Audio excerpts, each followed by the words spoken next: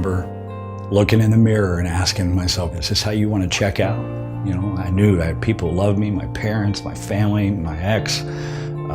They all loved me, but they didn't want to see me die. My kids grew up watching me go through very short cycles of not drinking, followed by longer and longer periods of drinking. My life, I've had 4 DUIs. I lost my license in the state of Florida forever. They took a lifetime revocation. They took it away from me.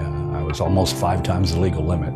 All through this time, I believed in God. I knew that He had saved me, but I never had a deep abiding faith in that because I still had this problem. I just thought if God was real, He should be able to reach down into His child and take that out of there. And so deep down inside, I always had that nagging doubt. In the last 2 years, it was a constant cycle of work, burned through vacation days to make 3-day weekends, to drink hard. Then I started drinking beer every night after work, and I burned through my vacation. I went through my sick time.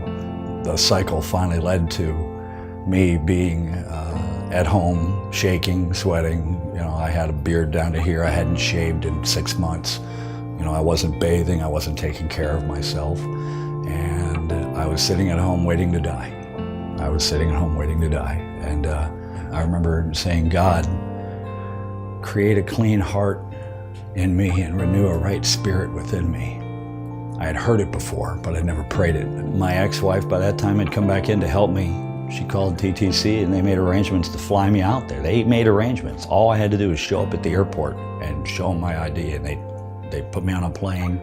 They picked me up at the airport and brought me to TTC. And they were courteous, they were kind, and they didn't, I smelled, I looked awful, and they treated me with dignity and respect. And I remember after doing some walking, just to clear my head, I went into that garden and there were scripture verses there, and there was a quiet fountain with water gurgling softly. And I just put my hand in that water and looked up to God. And I prayed that prayer again, that He would create a clean heart in me. And He did. At that moment, He reached down into my life and my soul, and I felt forgiven, and they counseled me. There were pastors on staff at a detox facility. I couldn't believe it. There was Christians there. I had a primary therapist who was thrilled to hear that it happened, and she prayed with me. These people knew God. They knew Jesus, and they allowed me to tell my story and to pray with me and to pray for me. They cared. I wasn't just a figure and a number and an account number that sent me out the door. You know, they wanted me to call them, tell them how I'm doing. They're there not just for a paycheck. They're there they want to see me succeed. They cared about me.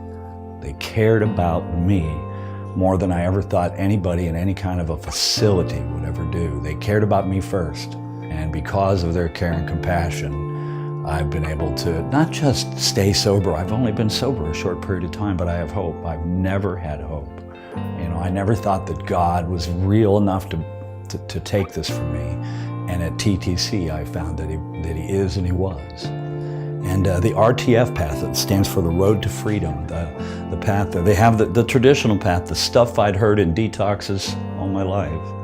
And this, where what I thought church was one thing and this was another, and the two never met, they met. And I would recommend anyone to go there, to go through that, because all the other things that I learned were learning knowledge in my mind about the problem of addiction and things like that, and that never helped me.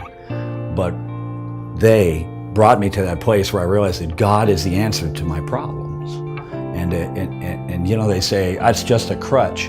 You know, God helps those who help themselves. God helps those who can't help themselves. I could not help myself. I did not have within me the power to stop my addiction. And I had to find that power from an outside source. And I was put in touch with the reality of that power through the pastors and the teachers in the RTF program at TTC.